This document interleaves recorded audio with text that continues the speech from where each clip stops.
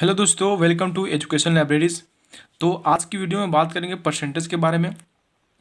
तो चलिए वीडियो को शुरू करते हैं। पहला क्वेश्चन देखते हैं। जैसे कि यहाँ पे लिखा हुआ है कि किसी परीक्षा में 60% विद्यार्थी अंग्रेजी में तथा 70% गणित में उत्तीर्ण हुए। यदि 20% विद्यार्थी दोनों विषयों में अनुत्तीर्ण रहे हो तथा 2500 विद्यार्थी दोनों विषयों में उत्तीर्ण रहे हो तो कुल परीक्षार्थियों की संख्या कितनी है। तो इस क्वेश्चन को बनाने के सबसे पहले क्या करेंगे, डायग्राम बनाएंगे। जैसे कि यहाँ पे एक हमारा हुआ गणित का और एक बनाते हैं यहाँ पे अंग्रेजी का।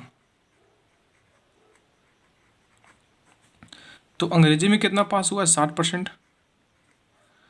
और गणित में कितना पास हुआ, 70%। उत्तीर्ण उत्तीर्ण मतलब क्या होता है, पास। उत्तीर्ण इसका मतलब हुआ पास, और अनुत्तीर्ण मतलब होता है फेल। क्या होता है, फेल। तो यहाँ आगे क्या बोला कि 20% विद्यार्थी दोनों विषयों में अनुत्तीर्ण रहे हो। इसका मतलब कि 20% विद्यार्थी अगर दोनों विषय में अनुत्तीर्ण रहे तो 80% विद्यार्थी क्या हुए, उत्तीर्ण हुए। तो यहाँ पे दोनों विषय में कितना पास हुए, 80%। अब क्या करेंगे, ये 70% और ये 60%, ये 60% और ये 70% दोनों क्या करेंगे, जोड़ेंगे। 60 + 70 और ये 80% क्या करेंगे, घटाएंगे यहाँ पे। तो कितना हुआ, 6 × 7 = 13 और -80। तो यहाँ पे कितना होगा, 0 और 8 × 5 = 13, 50%। तो 50% ऐसे विद्यार्थी हैं जो दोनों विषय में उत्तीर्ण हुए। तो यहाँ पे जो दिया हुआ है कि 2500 विद्यार्थी दोनों विषय में उत्तीर्ण हुए, तो इसका मतलब कि 50% विद्यार्थी जो यहाँ पे दिया हुआ है, 50% बराबर यहाँ पे दिया हुआ है 2500। तो 100% यहाँ से निकाल देंगे। 100% निकालने के लिए 2500 बटा 50 × 100। तो यहाँ से 0 से 0 कटेगा, 5 × 25, यहाँ पे कितना बचा, 5000। तो 5000 जो है कुल परीक्षार्थियों की संख्या थी। तो ऑप्शन नंबर डी जो दिया हुआ है करेक्ट आंसर है।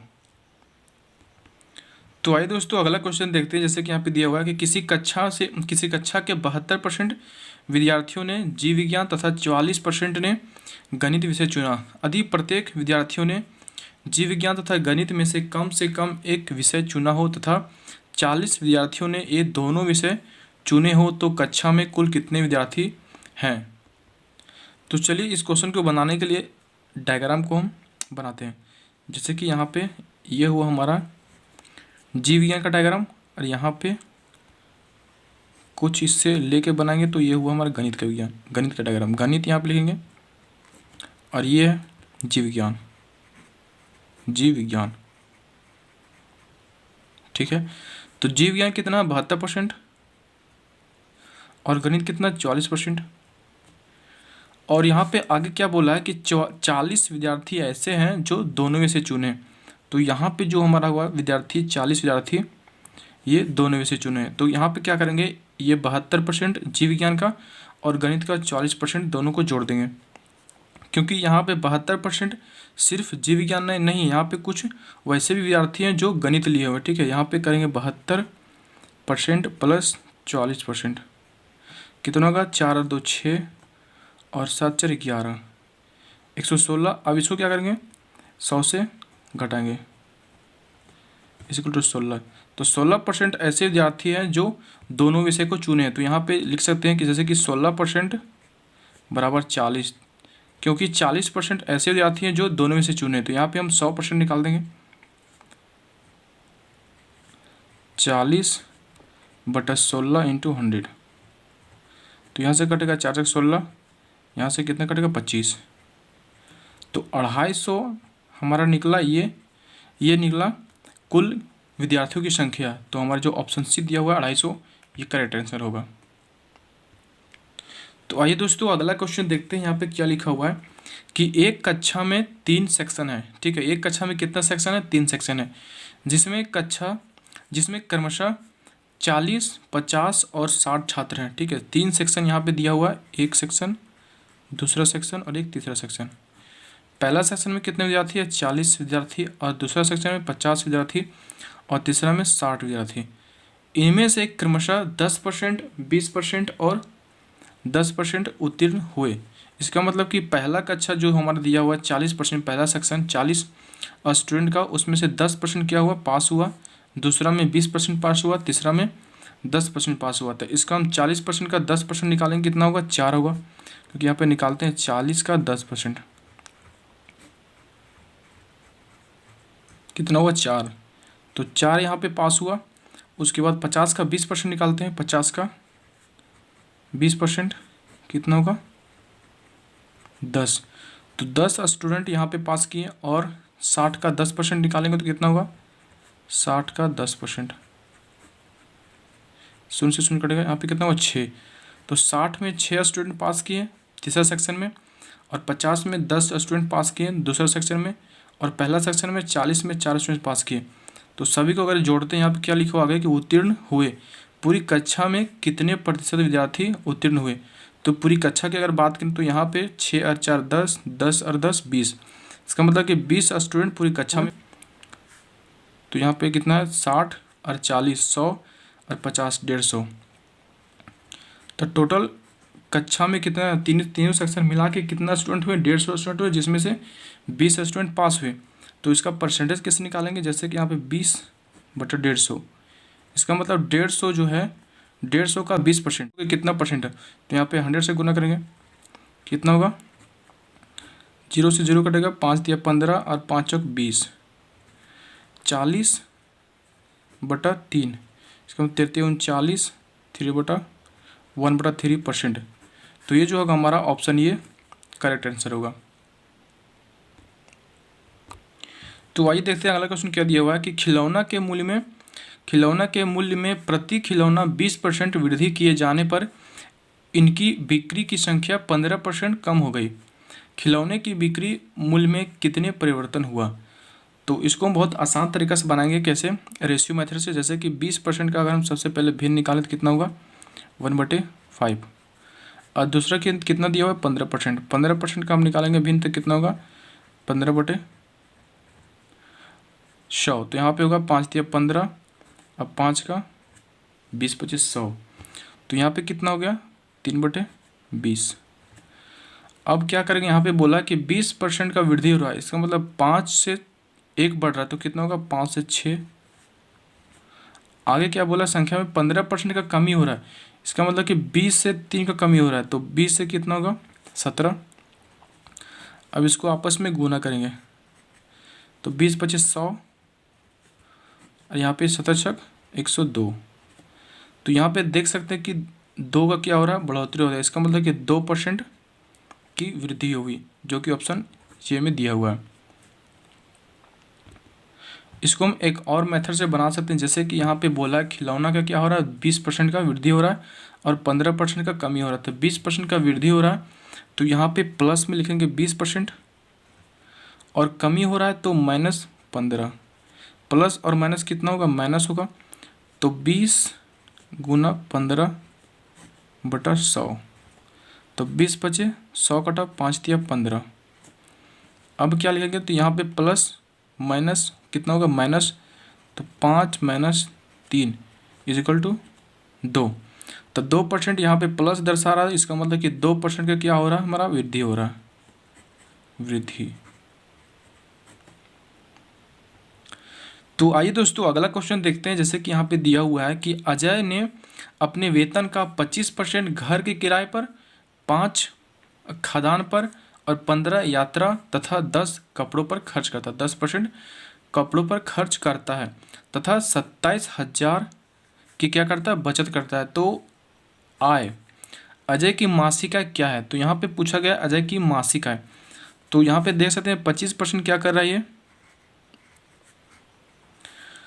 घर के किराए पर खर्च कर रहा है और 5% खदान पे खर्च कर रहा है। तो सबको क्या करेंगे, जोड़ देंगे।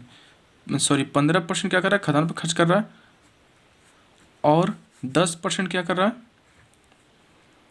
यहाँ पे 5% कर रहा है खदान पे, और 15% कर रहा है यात्रा पे, 15% यात्रा पे और 10% कपड़ों पे खर्च कर रहा है। सबको क्या करेंगे, जोड़ देंगे। तो कितना होगा, 25 और 5 30, 30 और 10 40, 40 और 10 50 और 5 55। तो 55% टोटल क्या कर रहा है, ये खर्च कर दे रहा है। तो बचा कितना रहा है, 55 अगर खर्च कर रहा है तो 45 ये बचा रहा है। तो यहाँ पे आगे दिया हुआ है कि तथा 27,000 की बचत करता है। इसका मतलब 45% जो दिया हुआ है वो 27,000 के बराबर है। तो 45% बराबर 27,000। तो यहाँ पे आय, मासिक आय निकालने बोला है, इसका मतलब कि 100% हम निकालेंगे, क्योंकि अपने आप में कोई भी 100% होता है। जैसे कि 100% निकालेंगे यहाँ से तो होगा 27,000 बटा 45 इंटू 100। तो यहाँ से कटेगा 9 × 45, 9 × 27, यहाँ से 20। तो यहाँ पे कितना होगा, 3 दूना 6, 1 2 3 4, 1 2 3 4। तो यहाँ पे जो निकल का है आंसर मेरा 60,000, जो कि ऑप्शन ए में दिया हुआ है। तो चलिए अगला क्वेश्चन देखते हैं। यहाँ पे दिया हुआ है कि कोई व्यक्ति अपनी आय का 80% खर्च करता है। निर्वाह खर्च में वृद्धि होने के कारण उसके खर्च में 37.5% की वृद्धि होती है तथा उसकी आय में 16 सहित 2/3% का वृद्धि होती है। उस व्यक्ति की वर्तमान बचत कितनी है? तो उस व्यक्ति का वर्तमान बचत का क्या बोला है, परसेंटेज निकालने के लिए बोला है। तो यहाँ पे सबसे पहले क्या लिखेंगे, आय, जो कि ऊपर यहाँ पे खर्च दिया हो, तो उसके बाद लिखेंगे व्यय, जो खर्च होता है, उसके बाद बचत। तो आय को हम 100 मान लेते हैं। उसके बाद यहाँ पे दिया हुआ 80% का खर्च करता है। इसका मतलब 100 में 80 का रुपया अगर खर्च कर रहा है तो बचा कितना रहा, 20 रुपये बचा रहा। आगे बोला कि निर्वाह खर्च में वृद्धि होने के कारण उसके खर्च में 37.5% की वृद्धि होती है तथा उसकी आय में 16 सही 2/3% की वृद्धि होती है। तो उसकी आय में कितना वृद्धि हो रहा है, 16 सही 2/3% का वृद्धि हो रहा है। तो उसको आय में हम बढ़ाते हैं, यहाँ पे वृद्धि करते हैं। जैसे कि यहाँ पे 16 सही 2/3% को हम भिन्न में अगर चेंज करें तो कितना होगा, 16 48 49 50, 50/3। ये परसेंटेज के बदले यहाँ पे लिखेंगे 100। अब इसको यहाँ पे काटेंगे, 50 दूना 100, नीचे कितना हुआ 1/6। अब यहाँ पे 6 जो है नीचे वो 100% है, ठीक है। तो आय मेरा कितना है, अपने आप में एक 100%, तो नीचे वाला जो होता है वो 100% होता है, और एक जो ऊपर दिया वो बड़ा मूल्य थे। 6 से कितना हुआ 7, तो यहाँ पे लिख सकते हैं 6 से हुआ 7। तो 6 बराबर हम 100 मानेंगे, तो 6 = 100, तो हमें निकाला 7। तो 6 बराबर 100, तो 7 बराबर, तो 100/6 × 7। तो यहाँ पे देख सकते हैं कि 6 से 100 यहाँ पे कटेगा नहीं, ठीक है। तो अपनी सुविधा के लिए क्या करेंगे, यहाँ पे 6 को यहाँ पे गुना करेंगे। यहाँ पे नहीं कट रहा है इसलिए यहाँ पे हम 6 गुना करेंगे, साथ में इसके साथ भी 6 का गुना करेंगे, इसके साथ भी 6 का गुना करेंगे। तो यहाँ पे कितना होगा 600, यहाँ कितना होगा 8 × 48 480, यहाँ कितना होगा 120। अब यहाँ पे हो गया 600, यहाँ से अगर काटे इसको तो यहाँ पे कितना होगा 700। तो 600 से कितना बढ़ गया, 700 हो गया। उसके बाद यहाँ पे क्या दिया हुआ कि खर्च में 37.5% का वृद्धि हुआ। तो खर्च कितना है, 480 है, तो 37.5 के यहाँ पे बदलेंगे हम भिन्न में, कितना होगा 1/2%। तो 37 दूनी 74 और 1 75, 75/2 × 100। तो 25 या 75 और 25 × 100, 3/8। अब यहाँ पे कितना है 3/8, तो 8 बराबर हम लिखे कितना 480। तो 8 बराबर कितना 480। तो हमें यहाँ पे बोला कि 37% का क्या होता है, वृद्धि होता है। इसका मतलब कि 8 से 3 बढ़ रहा है, तो कितना हुआ 11। तो 11 का क्या हुआ, 3 बढ़ा तो 11 हो गया बढ़ के। तो 8 बराबर 48 दिया हुआ और 480 दिया हुआ, तो हमें निकालना है 11 बराबर। तो 11 बराबर कैसे निकालेंगे, 8 × 48 और 1 × 66, इसका मतलब 660। तो 660 यहाँ पे बढ़ के हो गया, 480 से बढ़ के कितना हुआ 660। अब बचत को निकालने के लिए क्या करेंगे, ये दोनों को इससे इसको घटाएंगे, तो कितना होगा 700 - 660। यहाँ पे दे सकते हैं 40, तो 40 हमारा क्या हुआ बचत हुआ। तो यहाँ पे बोला कि उसकी उस व्यक्ति की वर्तमान बचत कितनी है, तो बचत कितनी है 40, और उसकी आय की तरफ से अब देखें अगर हम, तो यहाँ पे बचत का हम परसेंटेज किस निकालेंगे, जैसे कि यहाँ पे निकालेंगे किस पे, आय पे निकालेंगे। तो यहाँ होगा 40 इंटू आय कितना, 700 इंटू 100। तो यहाँ से जाकर 0 से 0 कटा 2 0, यहाँ पे बचा कितना 40/7। तो 7 पचे 35, तो यहाँ पे होगा 7 पचे 35 और 35 से 5 40%। तो यहाँ पे मेरा निकल के आया 5 सही, 5/7%, जो कि ऑप्शन बी में दिया हुआ है। तो आइए दोस्तों अगला क्वेश्चन देखते हैं। यहाँ पे क्या दिया हुआ है कि राम अपनी मासिक आय का 20% अपनी घरेलू आवश्यकताओं पर, शेष आय का 15% पुस्तकों पर तथा शेष आय का 30% कपड़ों पर खर्च करता है। तो अब उसके पास कितना बचा हुआ है, 9520 रुपये बचे हैं। तो उसकी मासिक आय कितनी है। तो इस क्वेश्चन को हम बहुत ही आसान तरीका से बनाएंगे, जैसे कि यहाँ पे दिया हुआ 20%, रेशियो मेथड से बनाएंगे। 20% का अगर हम भिन्न निकालें कितना होगा, 1/5। दूसरा क्या है, 15%। तो 15% का अगर हम भिन्न निकालें कितना होगा, 3/20। और आगे क्या है 30%। तो 30% का अगर हम भिन्न निकालें तो यहाँ पे होगा 3/10। अब यहाँ पे देखेंगे कि 5 टोटल 5 है, 5 में क्या कर रहा है, एक खर्च कर रहा है। तो कितना बचा रहा है, तो 5 में बचा रहा है 4 बचा ले रहा है। यहाँ पे दिया हुआ टोटल 20 में 3 खर्च कर रहा है, तो कितना बचा रहा है, 17 बचा रहा है। यहाँ पे 10 दिया हुआ, 10 में 3 खर्च कर रहा है, तो 7 बचा रहा है। इसको आपस में गुना करेंगे तो 20 25 100 और 10 1000, यहाँ पे हुआ 1000 यूनिट टोटल है ये। इसी के आधार पे हम मासिक आय को निकालेंगे। 17 चौक 68, 68 सते 8 से 56 के 6, हाथ में बचा 5, 6 से 42 से 5 47। तो 476 यहाँ पे क्या निकला, इतना बचा ले रहा है। तो 476 यूनिट बचा रहा है, तो इसके बराबर कितना दिया हुआ है, यहाँ पे एक्चुअल प्राइस हुआ कितना बचा रहा है, तो 9520 बचा रहा है। तो 476 इजिकल टू 9520। तो यहाँ पे 1 यूनिट बराबर निकालेंगे तो कटेगा कितना से, 2 से कटेगा, ठीक है, 2 से 952। तो यहाँ पे कितना हुआ 20, 1 यूनिट बराबर कितना निकला 20। तो इसको क्या करेंगे, 1000 से गुना करेंगे तो कितना होगा 20,000। क्यों गुना करेंगे, क्या कि क्योंकि ये जो दिया हुआ है, ये दिया हुआ है टोटल यूनिट, टोटल मासिक आय।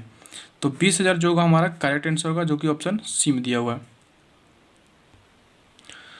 तो आइए दोस्तों अगला क्वेश्चन देखते हैं। यहाँ पे क्या लिखा हुआ है कि नताशा ने अपनी मासिक वेतन का 45% खरीदारी पर खर्च करने का निर्णय लिया। तो 11,475 रुपये खर्च करने के बाद उसे ज्ञात हुआ कि यह धन उसके द्वारा खर्च किए जाने वाली राशि का 60% है।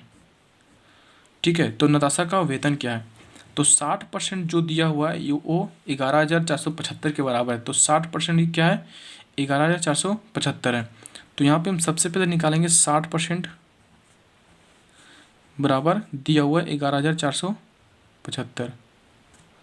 तो इसका अगर आप 100% निकालें तो निकलेगा 45% के बराबर। ऐसा क्यों, क्योंकि जो 45% जो है वो निर्णय कितना ली थी खर्च करने के लिए, 45%। उसके बाद जब खर्च करने के बाद ज्ञात हुआ कि 45% जो निर्णय ली थी उसका 60% ही खर्च हुआ। इसका मतलब कि 45% जो है अपने आप में एक 100% है। तो यहाँ पे हम 100% निकालेंगे इसका, तो निकले कैसे, 11,475 बटा 60 इंटू 100। इसको अगर हम 0 से 0 कटा, अब यहाँ पे इसको हम डिवाइड करते हैं तो कैसे कटेगा, 11,475।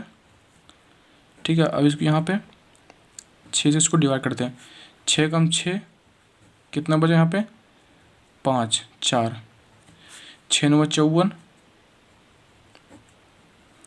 7 6 कम 6 1 5, 6 दूनी 12 3 0, 6 बचे 30। तो यहाँ पे जो हमारा निकल के आया 100%, वो निकला कितना 19,125 रुपया। तो एक्चुअल में जो नताशा 19,125 रुपया खर्च करने का निर्णय ली थी, और ये जो हमारा निकला यहाँ पे जो दिया हुआ है 11,475, वो इसी का 60% है। ठीक है, तो यहाँ पे 19,125 जो दिया हुआ है वो 45% के बराबर है। तो 45% बराबर 19,125। तो अब इसका अगर हम 100% निकालें तो हमारा निकलेगा नताशा का वेतन। तो यहाँ पे 45% बराबर 19,125, तो 100% बराबर 19,125 बटा 45 इंटू 100।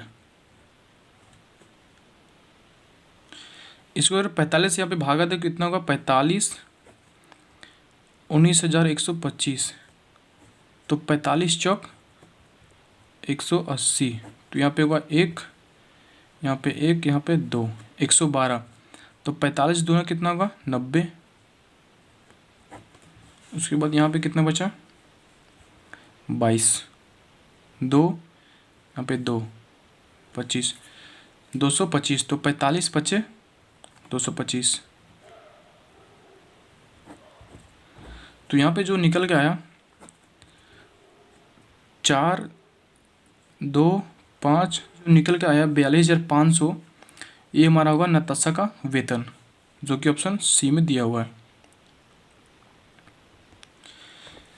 तो आइए दोस्तों अगला क्वेश्चन देखते हैं। यहाँ पे दिया हुआ है कि मिस अग्रवाल ने अपने धन का 30% भाग अपनी पत्नी को दे दिया, शेष का आधा अपनी पुत्री को दे दिया तथा बचे हुए धन को अपने 5 पुत्रों में बराबर बांट दिया। प्रत्येक लड़के को कितना मिला, 14,000 रुपये मिला। तो उसके पास कुल कितना धन था। तो यहाँ पे सबसे पहले क्या लिखा होगा, अग्रवाल अपने धन का 30%। तो अग्रवाल के पास हम मान लेते हैं 100% धन था। उसके बाद बोला कि 30% भाग अपनी पत्नी को दिया था, इसमें से 30% भाग अपनी पत्नी को दिया। ठीक है, 100 में 30 रुपये अपनी पत्नी को दिया। उसके बाद यहाँ पे लिखा होगा शेष का आधा, तो यहाँ पे बचा कितना, 70। इसका आधा क्या बोला कि आधा अपने पुत्री को दिया, तो इसका आधा कितना होगा, 35। अब आगे बोला कि पुत्री को दे दिया तथा बचे हुए धन, बचा कितना, 35। अब बोला कि 35 बचे हुए धन को अपने 5 पुत्रों में बराबर बांटा। तो अगर हम 35 को 5 पुत्रों में अगर बराबर बांटे, 2, 3, 4 और 1, 5, तो यहाँ पे 7 1 को मिलेगा, 7 1 को मिलेगा, फिर 7 1 को मिलेगा, फिर 7 1 को मिलेगा, फिर 7 1 को मिलेगा। तो 7 बचे 35, 7 7 सब में बटेगा। तो यहाँ पे दिया हुआ आगे कि प्रत्येक लड़के को कितना मिला, 14,000 रुपया मिला। तो प्रत्येक लड़का को 14,000, इसका मतलब कि एक लड़का को अगर हम 7 मानते हैं, प्रत्येक लड़का, इसका मतलब कि 7 1 को मिला, तो 7 बराबर हम यहाँ पे 14,000 मान सकते हैं, क्योंकि यहाँ प्रत्येक लड़के को 14,000 मिला। इसका मतलब कि एक लड़के का मान कितना, 7 है, तो 7 बराबर 14,000। तो डायरेक्ट हम यहाँ से 100 बराबर निकाल सकते हैं। तो 7 बराबर 14,000, तो 100 बराबर यहाँ निकालेंगे 14,000 बटे 7 इंटू 100, तो 7 दूना 14, यहाँ पे निकल के कितना आया, 1 2 3 4 5, तो 1 2 3 4 5, यहाँ पे निकल गया 2 लाख, जो कि उसके पास कुल संपत्ति था। तो ऑप्शन बी में जो दिया हुआ है करेक्ट आंसर है। तो आइए अगला क्वेश्चन देखते हैं। यहाँ पे दिया हुआ है कि ए की आय का 10% बराबर बी की आय का 15% बराबर सी की आय का 20%। यदि ए बी सी की कुल आय का योग 78,000 रुपया हो तो बी की आय कितनी है। तो यहाँ पे ए की आय का 10% सबसे पहले निकालेंगे। ए की आय का 10%, 10/100, बी की आय का 15%, B into 15/100 is equal to C की आय का 20%, तो सी इंटू 20/100। इसको जो कटता है वो हम काटेंगे यहाँ पे 100 100 100 कटा। उसके बाद 5 से यहाँ कटेंगे, 5 दूना 10, 5 दिया 15 और 5 चौक 20। तो यहाँ पे कितना बचा, 2a बराबर 3b बराबर 4c। तो इसे हम अनुपात में इसको निकालते हैं। सबसे पहले क्या करेंगे, इसको इस तरह का क्वेश्चन अनुपात में निकालने के लिए सबसे पहले हम यहाँ पे ए को ढकेंगे तो यहाँ पे कितना है 4 और 3, 4 3 12, तो ये जो होगा ए के लिए। उसके बाद बी ढकेंगे तो कितना है 4 दूना 8, ए बी के लिए। उसके बाद सी ढकेंगे तो 3 दूना 6, ये सी के लिए। अब इसको यहाँ पे काटेंगे 2 से, 2 छक 12, 2 चौक 8 और 2 ते 6। यहाँ पे दिया हुआ है कि आय का योग कितना 78,000, तो तीनों को जोड़ेंगे 6 और 4 10, 10 3 13, तो 13 बराबर 78,000 दिया हुआ है। तो एक बराबर निकालेंगे यहाँ पे तो कितना होगा 13 छक 78, 6,000। एक बराबर निकला 6,000। आगे क्या बोला कि बी की आय कितनी है, तो बी का अनुपात कितना है 4 है, तो कितना होगा इसमें 4 गुना करेंगे तो कितना होगा 6 24, 24,000 करेक्ट आंसर होगा, जो कि ऑप्शन सी में दिया हुआ है 24,000। चलिए दोस्तों, ये वीडियो को यहीं समाप्त करते हैं। अगर आपकी वीडियो अच्छा लगा हो तो वीडियो को लाइक कीजिएगा और चैनल को सब्सक्राइब करके बेल आइकन को प्रेस करिएगा। चलिए मिलते हैं अगले वीडियो में।